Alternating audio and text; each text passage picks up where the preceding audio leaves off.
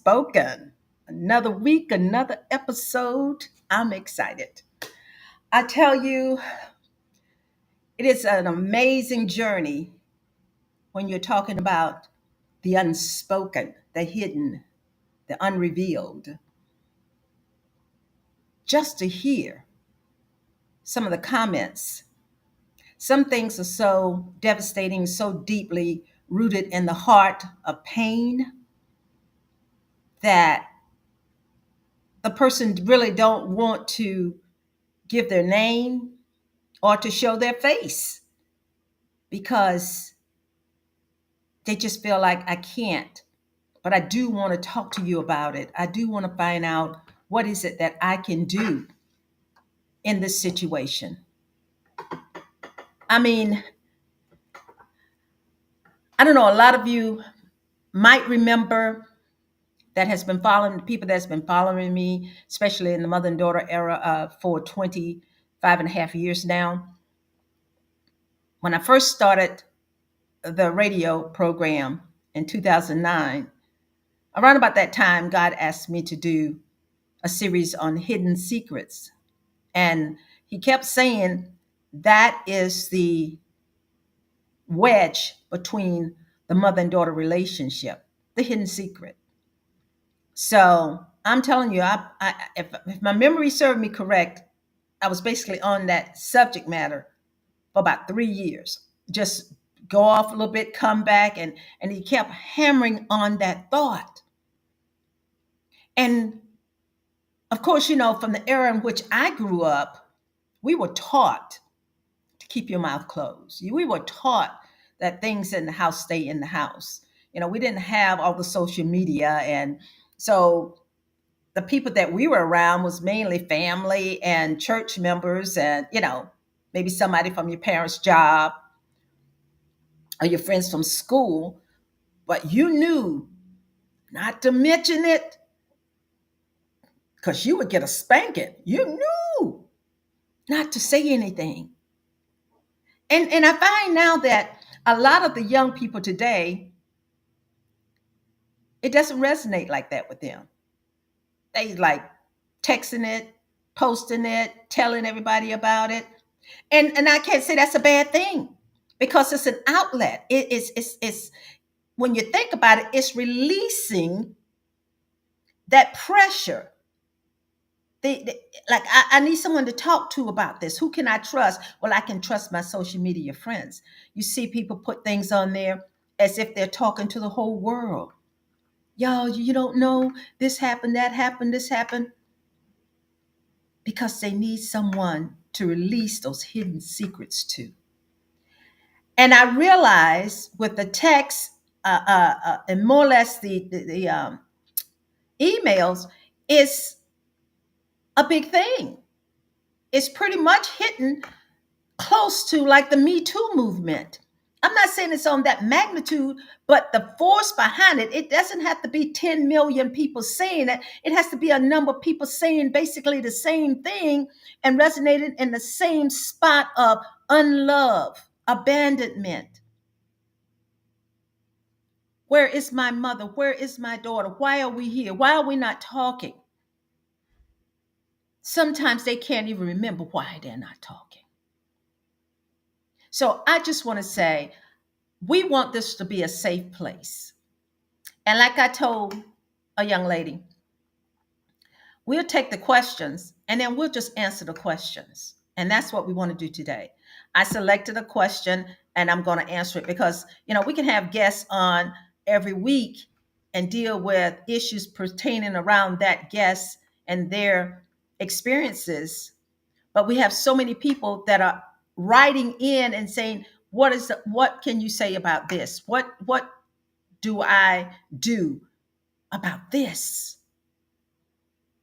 And so that in itself led me to believe, okay, we'll do so many questions a week.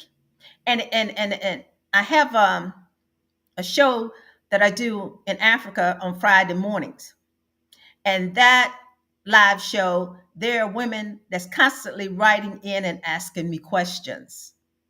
And it's because we're in two different cultures in a way of how we raise our children, how we face questions, and the importance of things that may not be as important to us. We may not put as much emphasis on it, I'll say it like that, here in the US, as opposed to my listeners in Africa. They want to ask those questions that are deep rooted. You know, my daughter just stopped going to college, and they call it higher learning. But why is it that my daughter's talking to my husband, to her father, but not talking to me?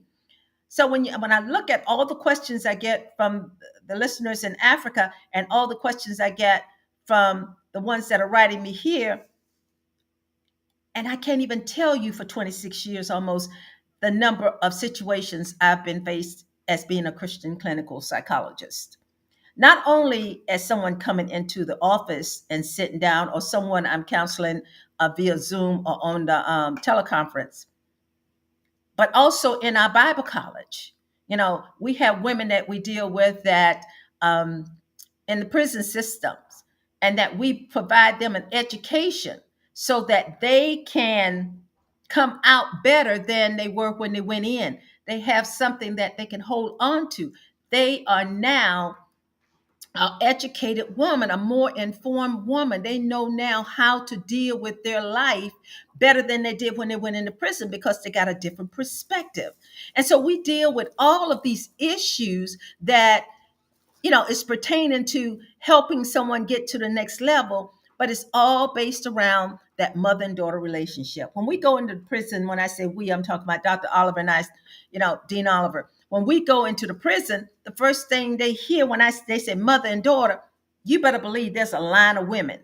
They are lined up waiting to talk to me about an issue with their mother or their daughter, because they're in prison and they're still not talking to their daughter. What can I do? So I want you to understand, this is where our hearts are coming from, as we do with the women in prison, as we do with the women that we work with in substance abuse, domestic violence, the gamut. We give what God gives us from our heart to help you. So this is not to be something popular or to gain any kind of recognition. It's about, can we help you tap into something that can help heal your heart, which will ignite forgiveness and help you rebond with your mother or daughter or your sister or your grandmother.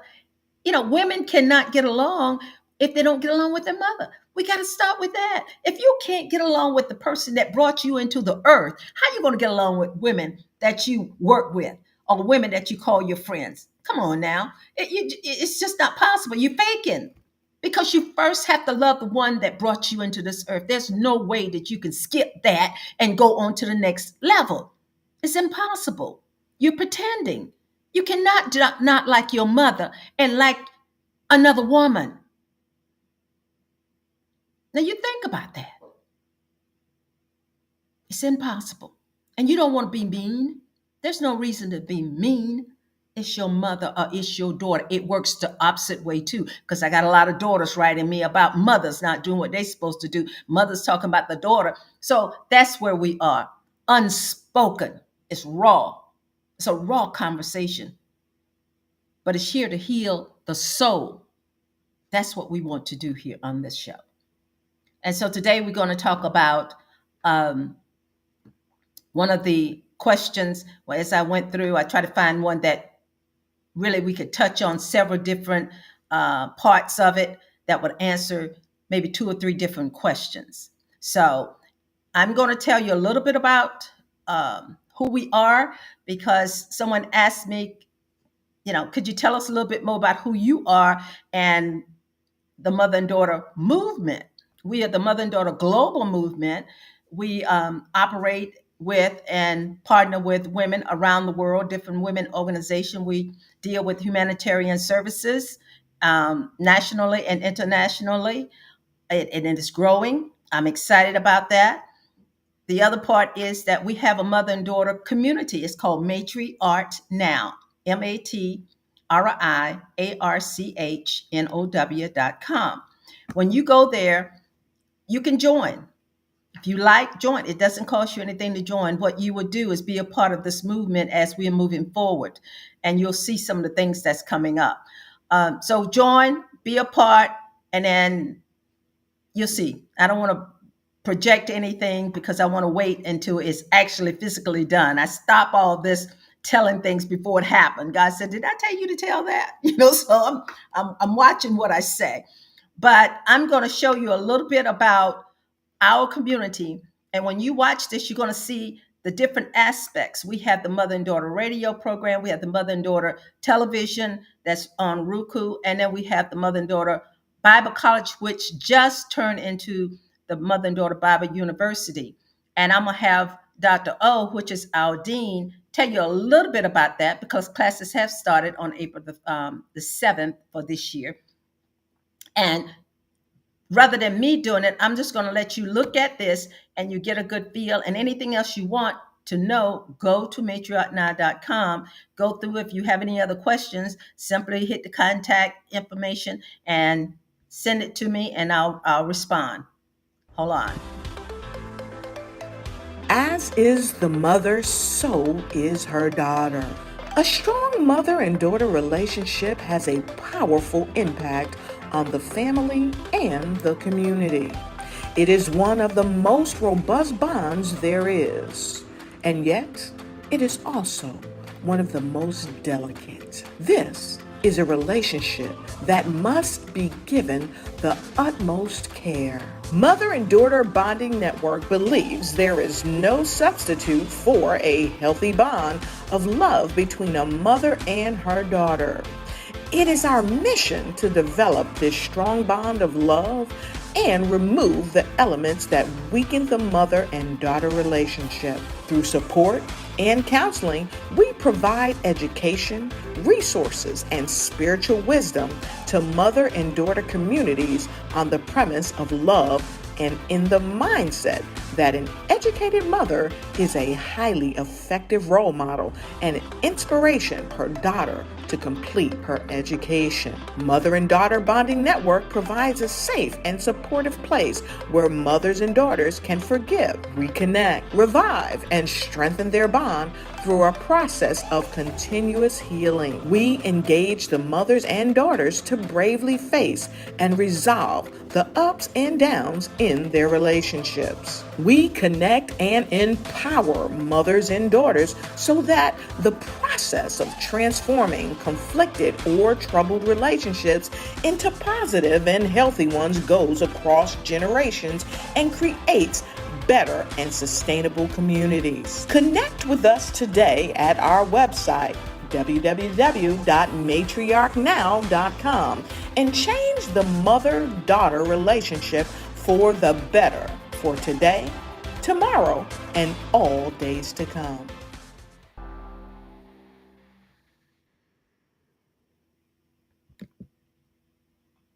All right. Thank you for listening to that. I think that said it better than me rambling on and trying to make sure I hit all the points. So that's our Matriarch Now community. We do crown matriarchs, and that's going to be a big surprise coming up around that in the next week or so. You're going to be amazed. That's what we're talking about when we're talking about crowning matriarchs. The other thing is that this community, when you go in, and when you join, look at humanitarian services. Sign up. If you have a business or you have an organization that you're dealing with, you have a mission that God has placed on your heart, we are putting together a directory, and we would love for you to be a part of that directory. So if you go in and fill that form out and send it to us, we'll add you to the directory. So when someone come to the organization and they are members, we are members to help each other. I think the greatest thing that God wants us to do is to be able to help each other. We can be separate and say, okay, I want to do my thing. I'm not going to help Dr. Bessie, and Dr. Bessie not going to help me, but we're not going to be successful in the way God wants us to be. We are here to help each other. We're one. We try to separate, but if we come together and help each other, everybody benefits.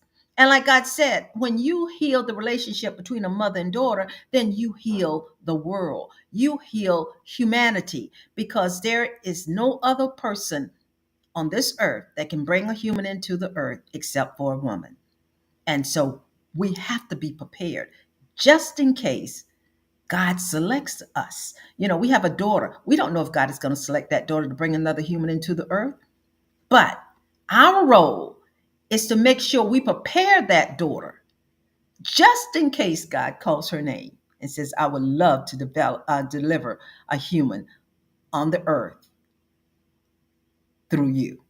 All right. So much for that. And I thank you so much for listening. And I'm going to bring on, for a couple of weeks, I've been solo in here. And I have my co host, Dr. O, with us today. Hello, everybody. Hi, Dr. Fletcher. How you Well, doing? and I'm glad to be back. I'm good. I'm good. I've been off on some errands, doing my thing and doing what God has called me to do on this end. And so I'm, from time to time, I may not be here for that reason. But I am glad to be back. And it's Oh, nice to see you. Yes, ma'am. all right, all right. It's good to have you back.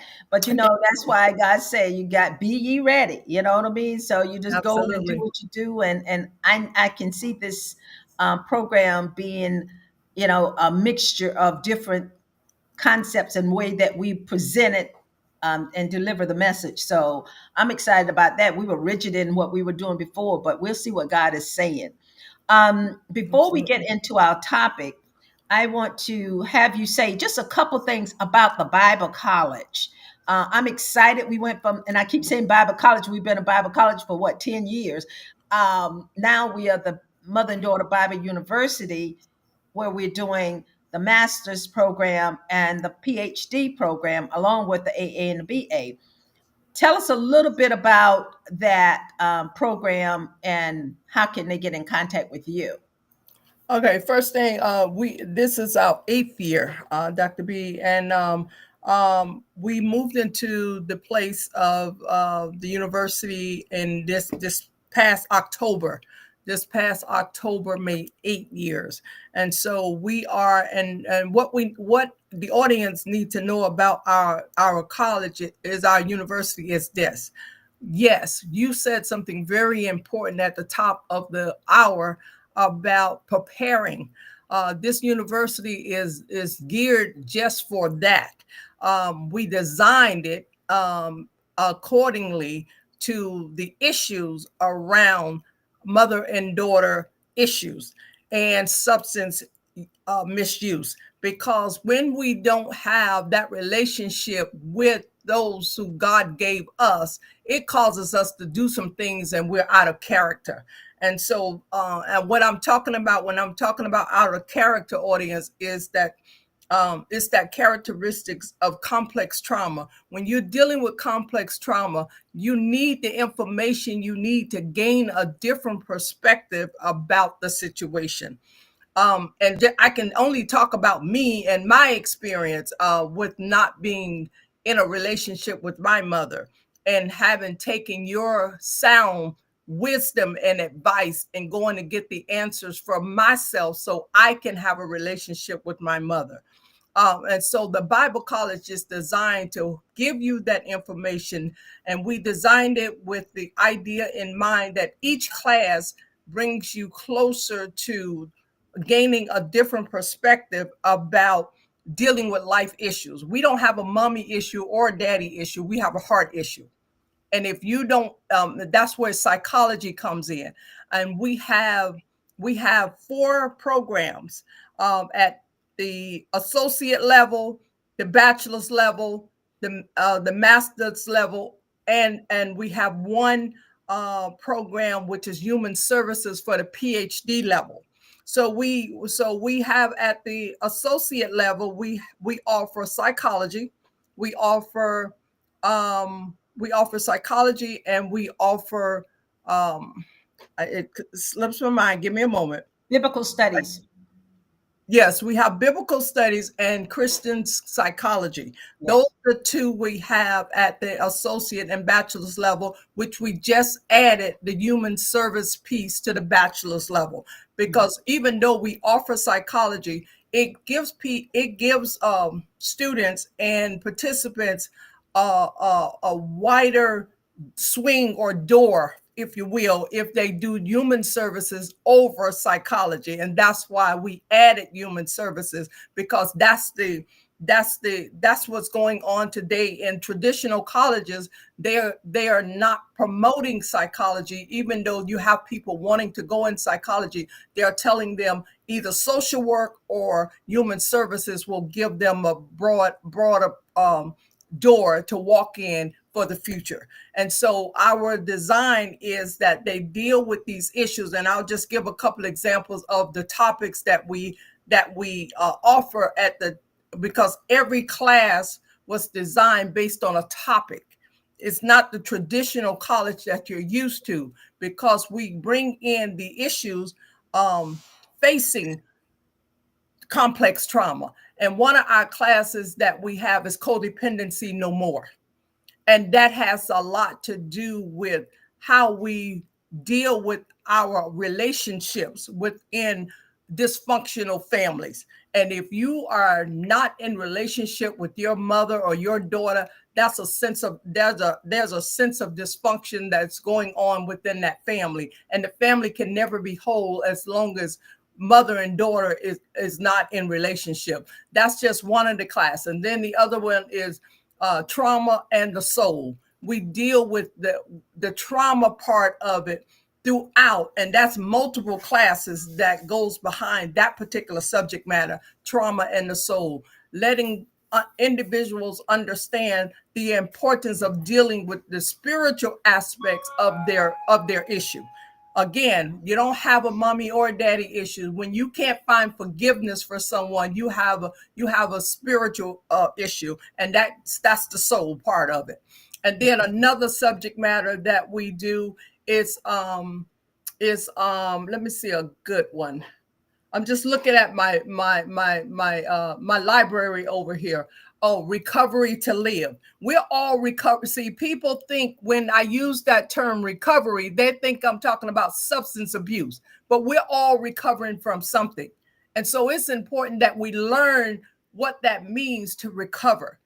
We have to recover from the complex trauma that has taken place in our lives, that we can find forgiveness for our mothers, for our daughters. And yes, mothers, we are supposed to be the matriarch of our family. And so if you're not well, or you're struggling with mental health or substance abuse, then you're not going to be available emotionally, and a lot of time physically you're not going to be there for your daughters. And All so right. that's what the Bible College was designed to do. And we also talk about domestic violence. One of the classes that we is geared is domestic violence through our peer support specialist program. That's a certification program that we have, and we deal with all the issues as it relates to you. It really doesn't have anything to do with the other person as opposed to you. And that's why the first year of this Bible college, we deal strictly with self psychology, where you learn how all of this applies to you, so you can take the focus off the other person, find forgiveness for yourself, because forgiveness is not for the other person, it's for yourself. And All so right. we focus on that the first year. And the Mhm. second year with your bachelor's, we focus on we introduce theory. So you don't have theory with this particular college like you would in traditional college. Going in, you start to learn about theory. No, this is about you the first year. And when you gain a different perspective about not only you, about the situation, then you can move in that direction of finding forgiveness for your mother or your daughter. Thank you for letting me share that. Right, right. Thank you. That was well said and well done. And I think now people will get a better feel for the university that answers the question of what it's about. And really, that's the key. We're different because we deal with the psychology of it. I even teach a class called Mike, and that Mike class deals with managing your intra conversations. You cannot enter and go past that class in order to get to the next level. So if you don't know how to manage the conversations that are going in your head, and you don't know how to change them, you will talk yourself in and out of situations and not know that you've done it. Thank you so very much for For sharing that, sure, for uh, sure. Dean Oliver. You're Um, welcome. I really truly appreciate that. All right, we'll come right back, and then we're going to talk about our subject matter. I'll be right Okay. back. Yes, ma'am.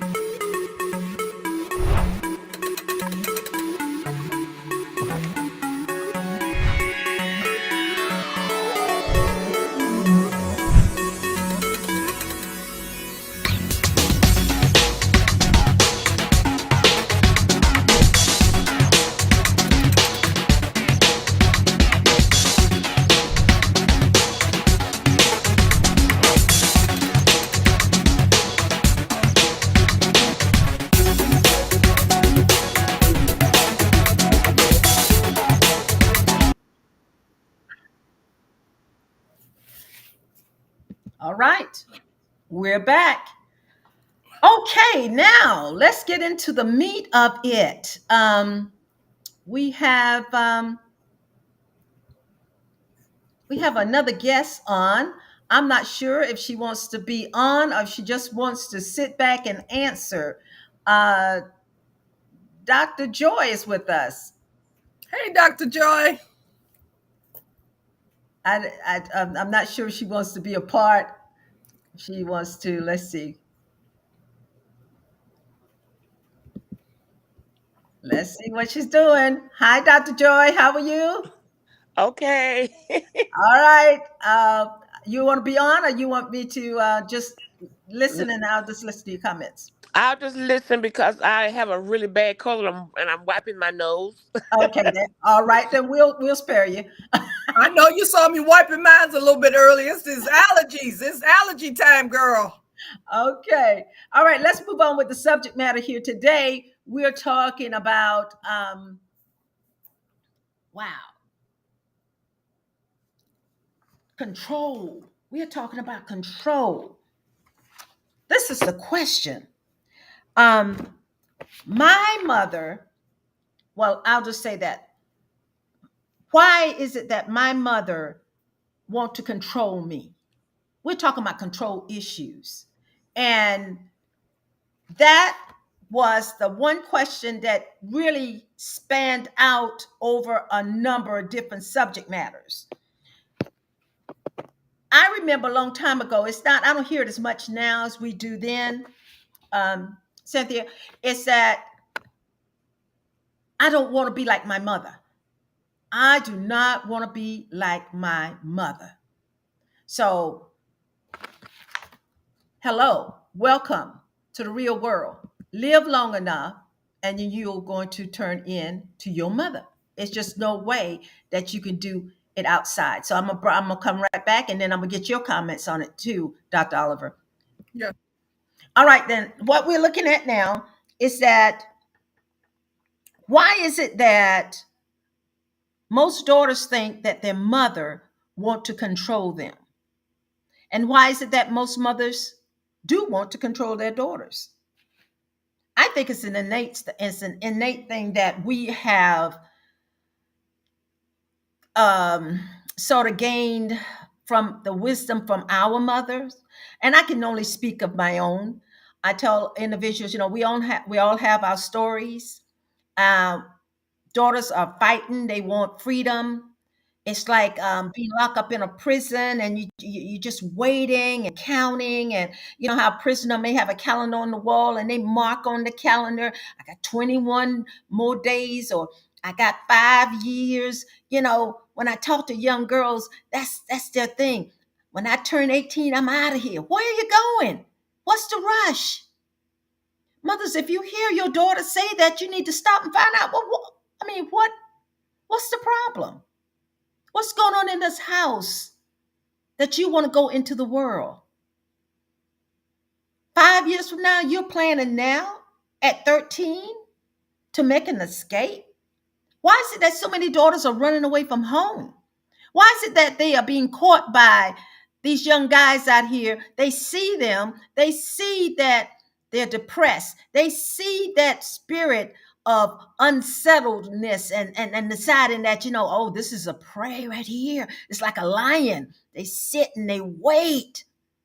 And they just wait on that opportunity. So they go and they treat them real nice, take them out to eat and talk real nice. Oh, you're just so pretty.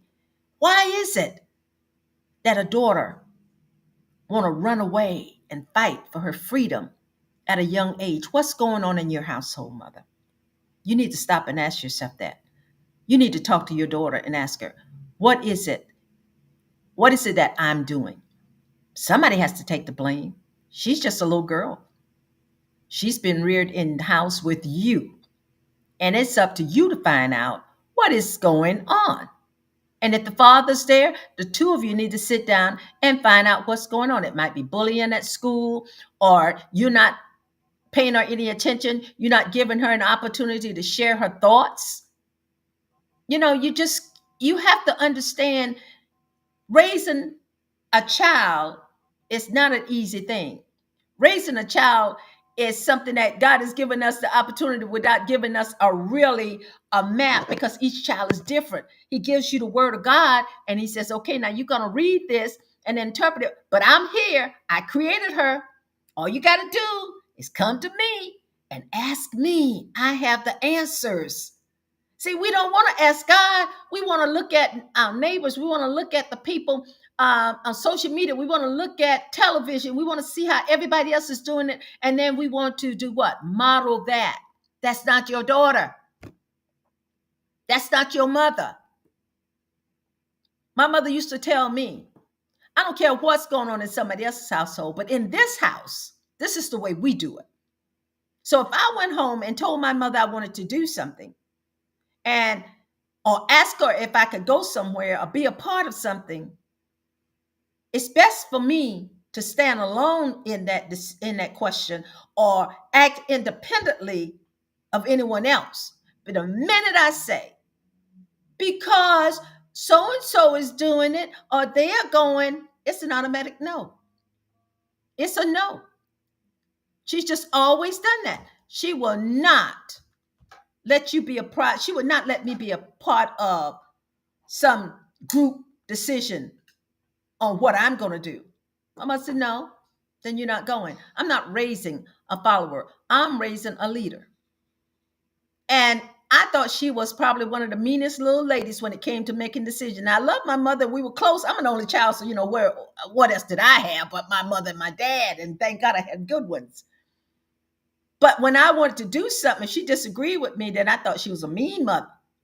I'm like, well, that's what I want to do. And I was always an old soul. So what am I saying here? I'm saying that each child is different. I didn't think my mother was making all the right decisions at the time. But now when I look back at it, I'm like, wow, I'm glad I got those spankings. I'm glad she was disciplined enough to say no to me, because it helped me become a better mother. I have a daughter.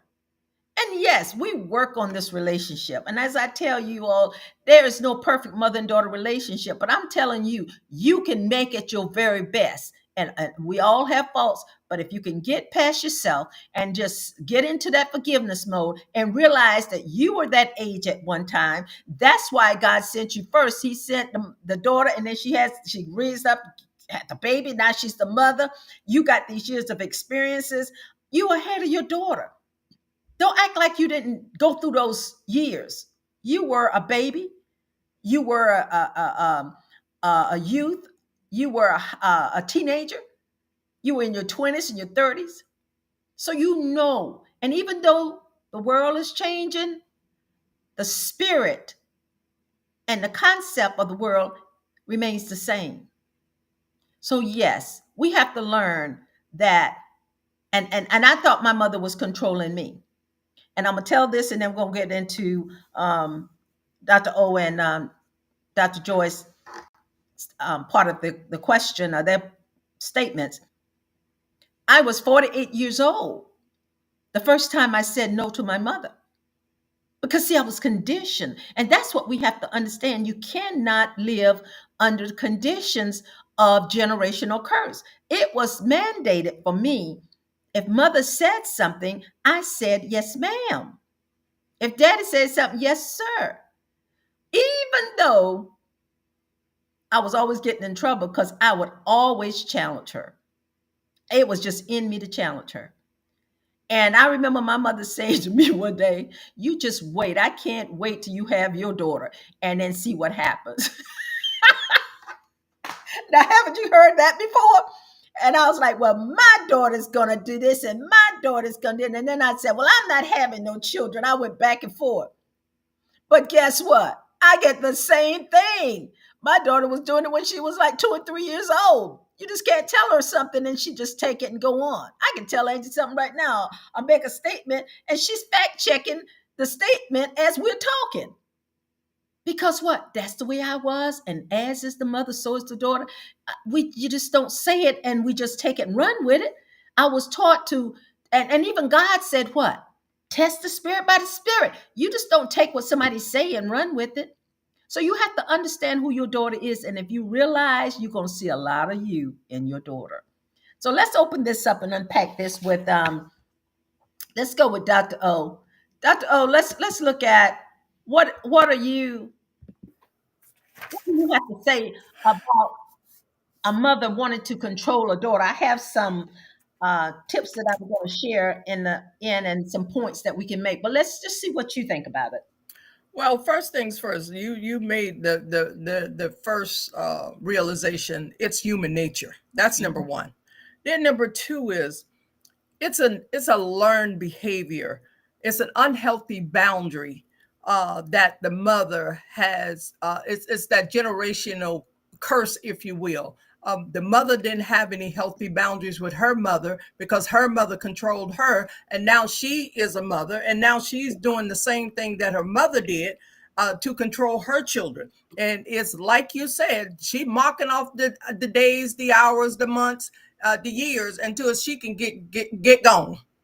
Mhm. And I like what you said about the act of independently of anybody else. If you do not have healthy boundaries within your relationship with your children, you are doing them a disservice because you're teaching them not to have healthy boundaries. They can't say no. So when they get in a relationship with other people, because they can't say no to you, they're not going to be able to say no to anybody else. So anybody else who comes into their life is going to be able to control them just like you're controlling them, because Mhm. she has not gained her own self sense of who she is, so she can say what she want and what she don't want and be in a healthy relationship. There is no healthy relationship when everything is so rigid that a person cannot make their own decision. And it comes a time in a child's life that she needs to be able to make her own decisions, her own mistakes. And if you're controlling her with your religiosity, then guess what? You're going to have a rocky relationship. You're going to have a dysfunctional relationship. And that daughter is going to want to leave as quickly as she can. What mothers need to know is that in religiosity, it feels like you feel like you're being controlled. I only have my own experience. I had a grandmother, I love her to pieces, but my grandmother was so rigid and so strict. It was a form of control. I never got to be a child with regards to doing what I wanted to do as a child. Wanted to run track, wanted to dance, wanted to play basketball. I was never given the permission to do those things because she was determined that you can't stay after school, bring your fast ass home, and all of this kind of stuff. And not realizing that it is exposure to these kind of activities that a person becomes great, because it teaches them discipline and all of that. And but when you are under somebody's thumb, that religiosity, oh, you count those days. I was counting those days to the day I could keep it moving. And unfortunately, I still stayed longer than I wanted to stay. I stayed until I was 21. But here's the sad part about it. When I turned 21 and I left, I never looked back. My grandmother needed me in her days of elderly. But I never went back because I was so angry with her, and I didn't even realize I was angry with her until I did a piece for the Mother and Daughter magazine, and the confession of a granddaughter. I never realized that I was angry with her. I knew I had some alts against her, but I never realized how angry I was with her because she was so rigid. And then mothers have to do their own work to gain that understanding uh, about what an unhealthy relationship look like. When you don't know, you don't know. You think you're doing the best you can, and because you want to keep her from making mistakes, you got to let her make those mistakes. You got to let her make choices on her own. Otherwise, it is a form of control. You may not see it as a control. You may see it as, I'm doing what's best for you so I can protect you. But no, you are robbing her of a life of making decisions for herself. Yeah. Thank you for letting me share. Okay. Thank you. That's powerful. I was thinking as you were talking, um, that was one thing. Now, my mother would let me go to the games, but I had to be with someone that she trusts, of course. Um, if it's somebody that she felt comfortable with, then she would let me go. And what she would do is that she would actually drop me off at the game, her and daddy, right at the gate. And then when the game was over, they pulled right back up to the gate and picked me up. So yeah, I was monitored very, very close. It was in my, I guess in my way, I'm like, I'm not doing anything. I'm fine. But when I thought about it years later, my mother had me at 18. And so her perspective in her mind, I'm thinking, I know she was so consumed. I do not want you to get pregnant. I do not want you to be, but she was 18, but back in those days, that was, she wasn't married. So here, I don't want you to get pregnant. And I'm telling you, every month, my mother, if, because my period didn't come on like most people. I can't read these texts, so my mother was like every month looking at me, you know, like is it, and is it is or is it ain't, kind of a thing. And I'm like every month, mother, I'm fine. But her nervousness of trying to make sure that I didn't get pregnant. And that used to drive me insane. I'm not doing anything. Can't you just trust me in this area? It- you know, but it took me years to understand. See, as mothers, we so look, we want to be protective, and the only thing we have is our own life. The only thing we have is our own experiences, and it's kind of hard to gather anything else because I'm sure her mother had pressure on her too. So yeah, here we go. What as is the mother, so is the daughter. Ezekiel 16:44. This thing is coming down as a generational curse, and I was the same way with my daughter. I'm telling you, I was a nervous wreck every month. I was doing basically the same thing. I wanted her not to get pregnant. I wanted her to go to college, and I had all these expectations. And I'm telling you, when Angie walked across that stage and got her degree, and I thought, oh God, she made it. She graduated from high school. She didn't get pregnant. Oh, it's just like 1,000 pounds lifted off of my shoulder. Where did that come from? It came from my mother. I'm sure it came from her mother. This stress, this pressure. And then, of course, my mother had this image, of what her family should look like. And there again, I thought, okay, she's on her own with Angie, my daughter. I said, she's on her own. She can now, she's off and running. But that's where the work just begun. That's where it begun. They're never on their own. My daughter now at her own age, and she has her sons and her grandson, and I still act as the mother in a lot of ways. I'm learning to back off. I'm learning how to negotiate, and how to say things better because she's grown now. So we have to change according to the era in which your daughter is growing. Back to what I was saying, I was 48 before I said no to my mother. When I told her I was getting a divorce, my mother said, oh, no, you're not. No, you are not getting a divorce. You will not disrupt my perfect family. And when I heard that, I knew we were in trouble. But see, I had already gotten into psychology, had already studied something, I'd already talked to God, and I had my decision made. So hold on a minute. Let's get we're gonna bring in Dr. B. And Dr. Joy. I got a text from Dr. Joy. She could not hear me because I had my earpiece on. So that means the audience haven't heard anything I said this morning because of this headset. And I wasn't aware of that. I've heard everything that you said. You heard me, but the audience can't hear me. Okay. Well, I don't know what to say. We can't go back and get all that. It was good. It's okay. It's okay. You It's heard cool. it, but the unfortunately the audience did not hear it. Okay. So we Um, apologize, Dr. audience. Bessie, We're learning this thing. yeah, can you hear me? yes, ma'am, I can hear you. Okay, it only faded out for a few minutes, but it came back. Okay, so we did hear what Dr. Oliver said. Yeah, I didn't hear when she was her last part, but it only went out for about 3 minutes, and it came back. Okay, it might have been something on your end. All right, let's move on then. Tell me about what do you think about the topic, the subject matter we're talking about today? How does that resonate with you? Control, Dr. Bessie. I must admit that I didn't have that experience. Hmm. Maybe protect me. Maybe I am a protective grandmother, but I had lots of freedom. I don't remember that being a thing with me and growing up as my mom and my grandmom being controlling. I didn't, I never felt that. Maybe it was, and I just wasn't aware of it. But that was not a issue. And that's okay. Everybody don't have. Yeah. That's why we have different mothers and we have different Hmm. environments. And if your experience was not, you didn't feel like you were controlled in any way, you got to do whatever you want to do whenever you wanted to do it. Is that what I'm hearing? Yes, I didn't.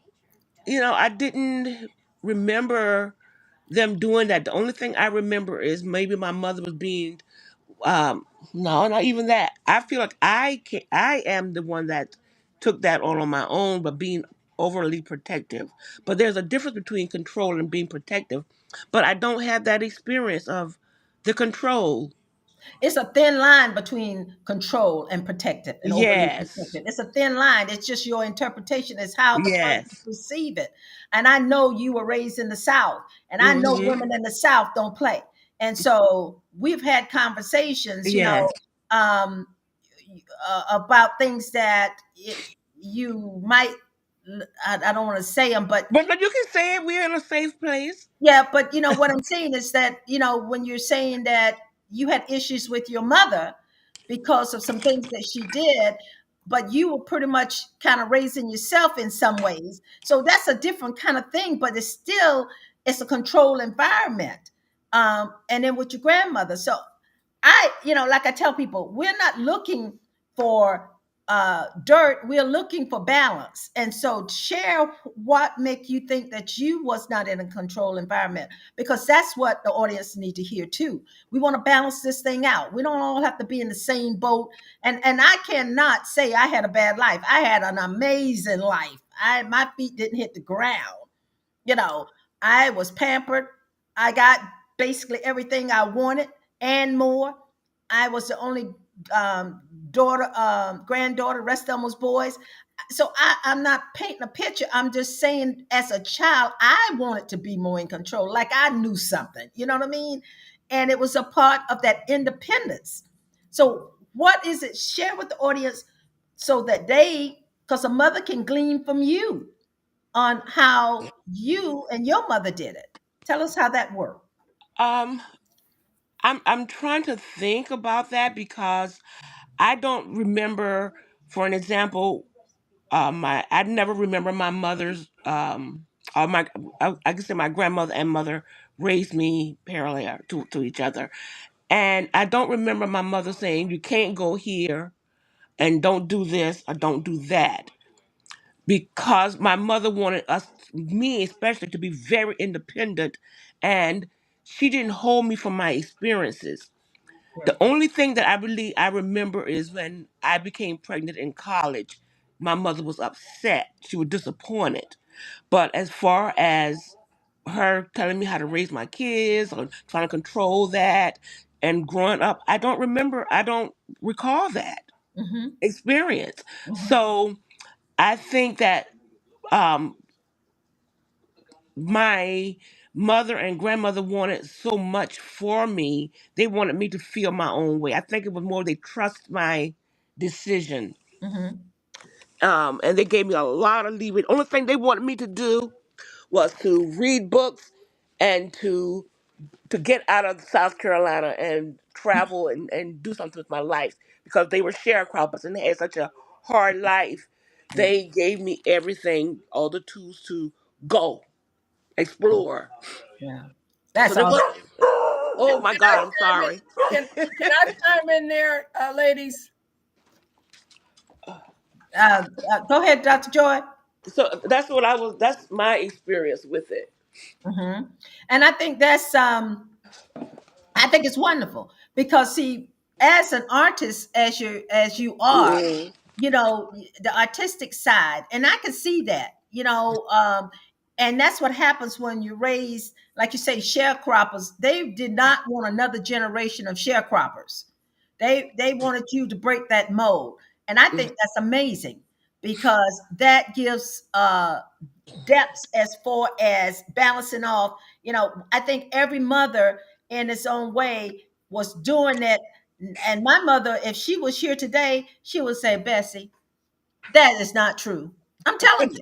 She would say, I used to say I got a spanking every day. She said, that is not true. So, everything is in your I'm on the perceptive, pod.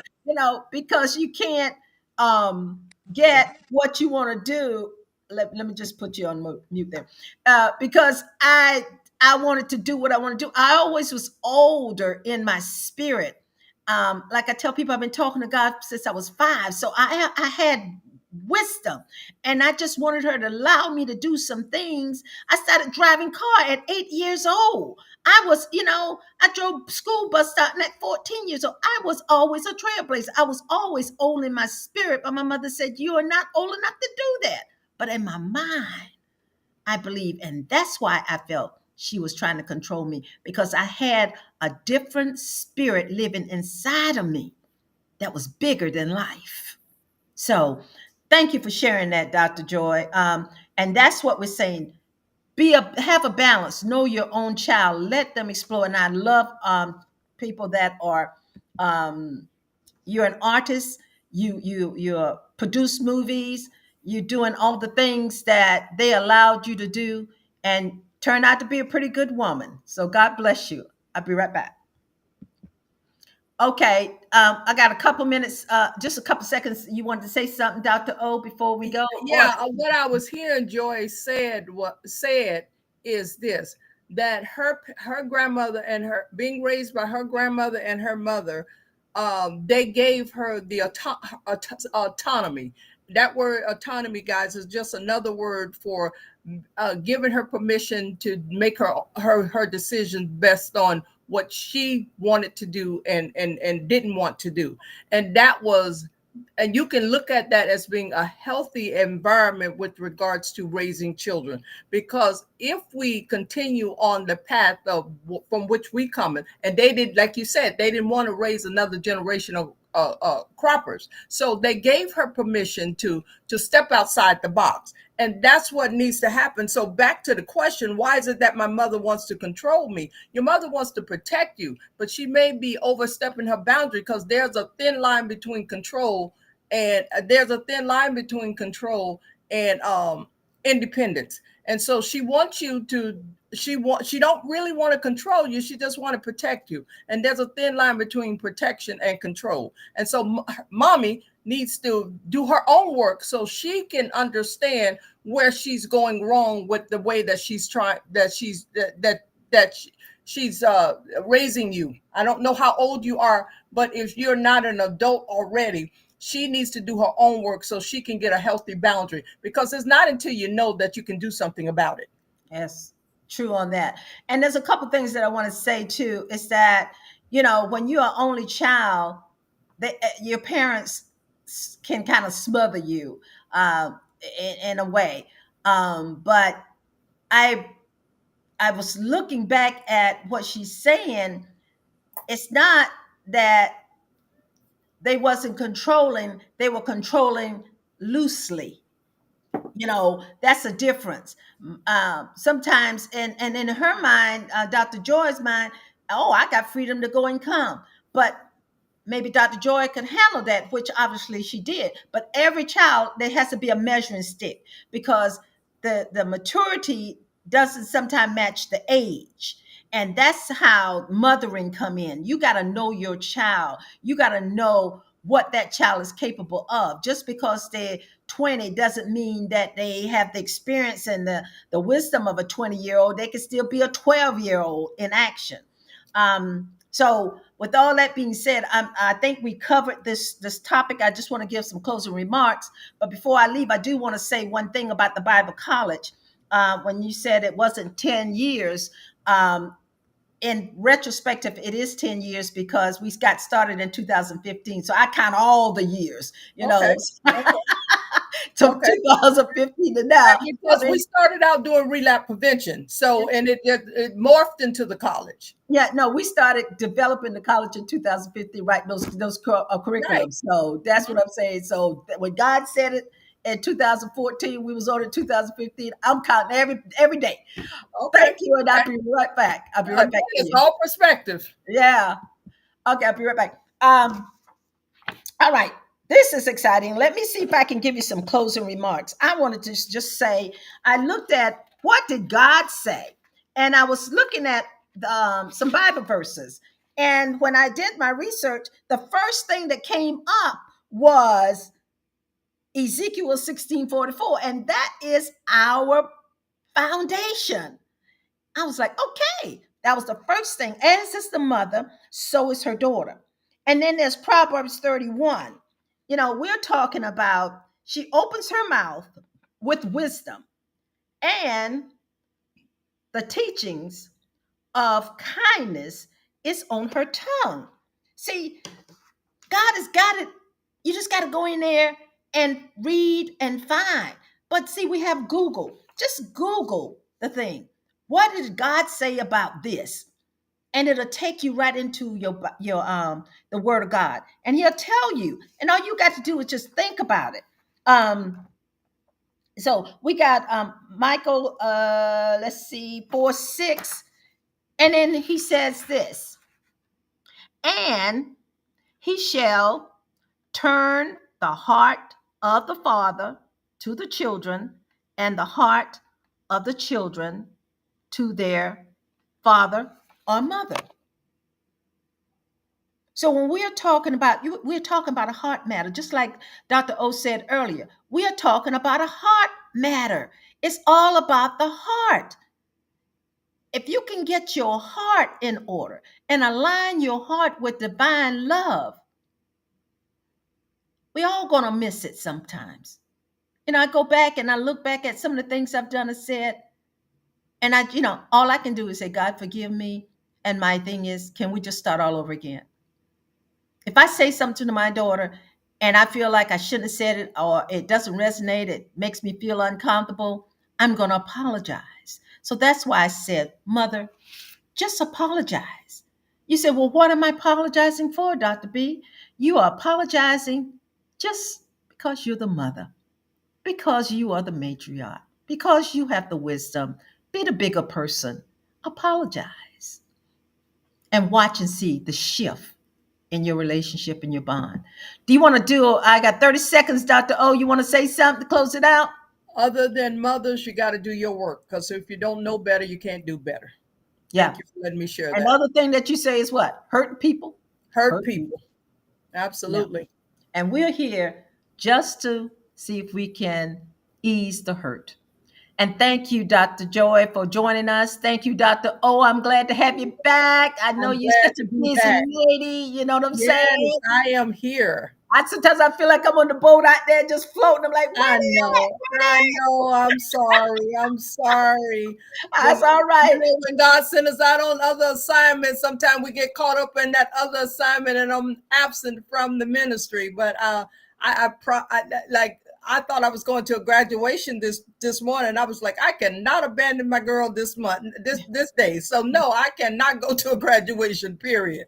I would Okay. not abandon you, sweetie. All right. Thank you. It's good to have you back. I mean, we've been doing Yes, this ma'am. thing, Yes, ma'am. It's like good to be back. 16 years. Let's move on. Yes, Thank ma'am. you. We'll be That, right back. yes, ma'am.